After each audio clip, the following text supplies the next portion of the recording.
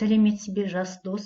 Бүгін біз жер байлығына аяулы көзқарас бөлімі бойынша қызғалдақ жайында қызықты деректер тақырыбында сабақ өтеміз. Сабақтың оқу мақсаты тірек сөздер, жетекші сұрақтар, мәтін тақырыбы арқылы негізгі ойды анықтау. Оқу мақсатын терең түсіну үшін сәйкестендіру тапсырмасын жасаймыз. Негізгі ой, тақырып, тірек сөздер дегеніміз не екенін табамыз.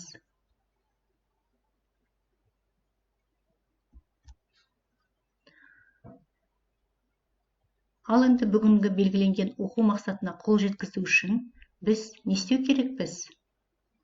Бірінші, мәтін мазмұнына байланысты сұрақтарға жауап береміз.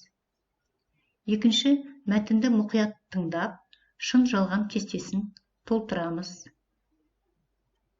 Үшінші, тест сұрақтарының дұрыс жауабын белгілейміз.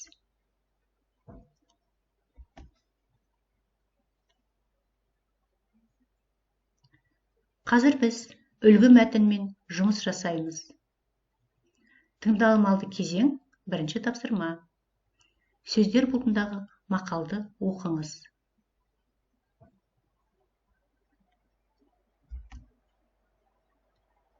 Дұрыс жауабымен салыстырыңыз. Екінші тапсырма. Берілген сөздерді синонимдермен сәйкестендіріңіз. Бұл сөздер дархан дала, ғажайып, нәзік, шуақты, шөлейтті.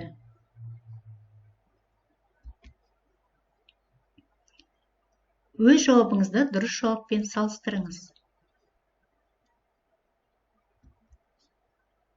Үшінші тапсырмада берілген сөздердің ішінен қандай да бір ерекшелігіне байланысты артық сөзді табыңыз.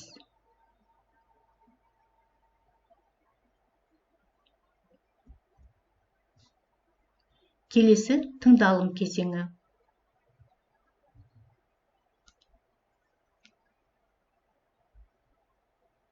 Қызғалдақ жайында қызықты деректер тақырыбында мәтінді екі қайталап тыңдаңыз.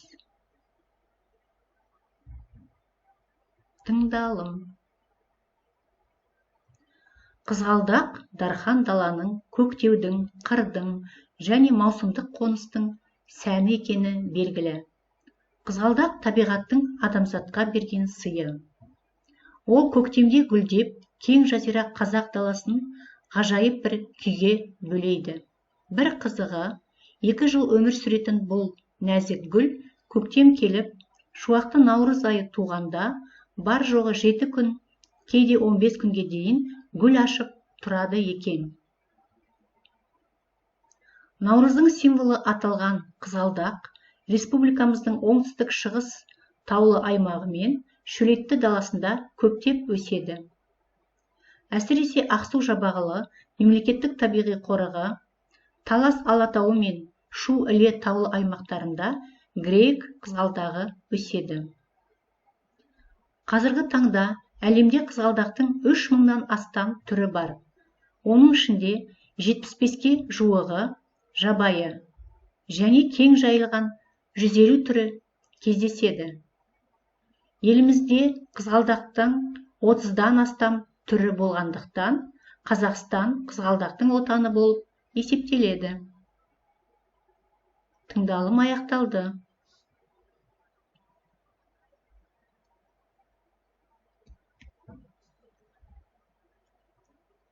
Келесі кезекте тыңдалым мәтіні бойынша сұрақтарға жауап беріңіз. Ол сұрақтар: мәтін не туралы? Қызғалдақ ненің сәні? Қызғалдақ қанша уақыт гүлдейді? Қазақ жерін неге қызғалдақтың тарихи отаны деп атайды?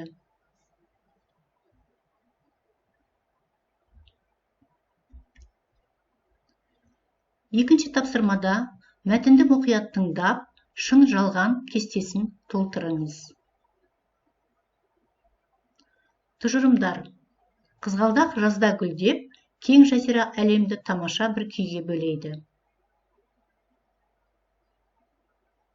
Қызғалдақ тек наурыз айында гүлдейді.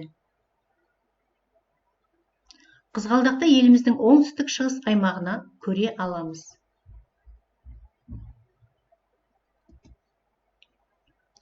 Өз жауабыңызды дұрыс жауаппен салыстырыңыз.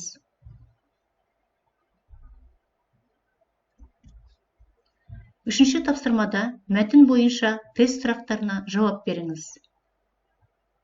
Ондағы сұрақтар: қызғалдақтың наурыз символы аталу себебі неде? Қазақстанда қызғалдақтың қанша түрі өседі?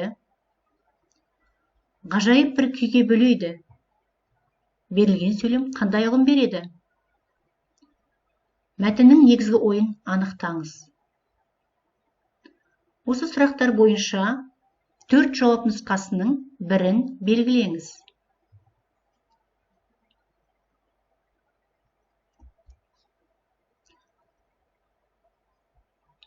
Тыңдалым соңы кезеңі. Тыңдалым мәтіні мен тірек сөздерге сүйене отырып, жер байлығы, ел байлығы тақырыбында өз ойыңызды тұжырымдап айтыңыз. 5-6 сөйлем.